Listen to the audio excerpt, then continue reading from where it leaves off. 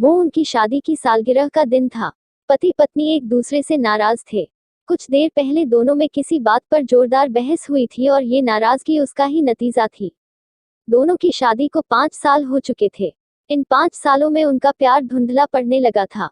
प्यार की जगह शिकायतों ने ले ली थी। दोनों ये बात अच्छी तरह जानते थे और चाहते थे कि उनके रिश्ते में वो पहले वाली बात आ जाए। लेकिन लाख कोशिशों के बावजूद उनके रिश्ते में खटास बढ़ती जा रही थी। उस समय पति बालकनी में खामोश खड़ा था। पत्नी उसके पास आए और उसे एक डायरी देते हुए बोली, मैं इन रोज रोज के झगड़ों से तंग आ चुकी हूँ।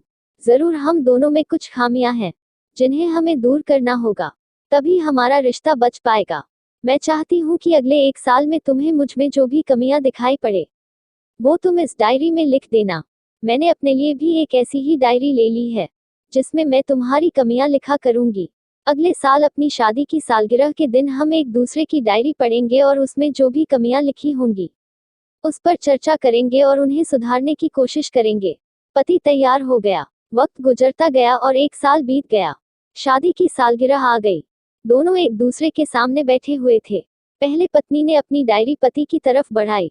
पति डायरी के पन्ने पलटने लगा। पहला पन्ना, तुमने पिछले साल मेरे बर्थडे पर मुझे कोई तोहफा नहीं दिया। मुझे बहुत बुरा लगा। तुम्हें तोहफा देना चाहिए था।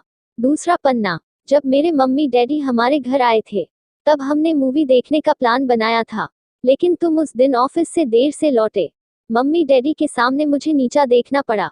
तुम्हें वादा निभाना सीखना होगा। तीसरा पन्ना, मैंने तुम्हारे लिए इतनी मेहनत से स्वेटर बुना था, लेकिन तुमने तारीफ के 2 शब्द भी नहीं कहे। क्या मैं इस काबिल भी नहीं? इसी तरह डायरी के सारे पन्ने भरे हुए थे।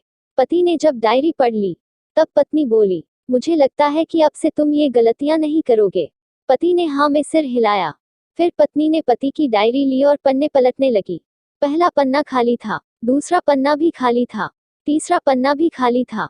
पत्नी ने देखा कि डायरी के सारे पन्ने खाली हैं। वह नाराज होते हुए बोली, तुम मेरी एक बात भी नहीं मान सकते। मैंने साल भर कितनी मेहनत से पूरी डायरी लिखी और तुम एक पन्ना भी नहीं लिख सके। पति ने कहा, आखिरी पन्ना खोलो, उस पर मैंने सब लिख दिया है। पत्नी ने आखिरी पन्ना खोला और पढ़ने लगी। उसमें लिखा था, डियर, चाहे तुमसे जितनी शिकायतें करूं, तुमसे जितनी बहस करूं, सच ये है कि मैं तुम्हारा दिल से आभारी हूं, क्योंकि इतने सालों में तुमने मुझे और मेरे परिवार को बहुत प्यार दिया है। इसलिए इस डायरी में लिखने के लिए मेरे पास कुछ नहीं है।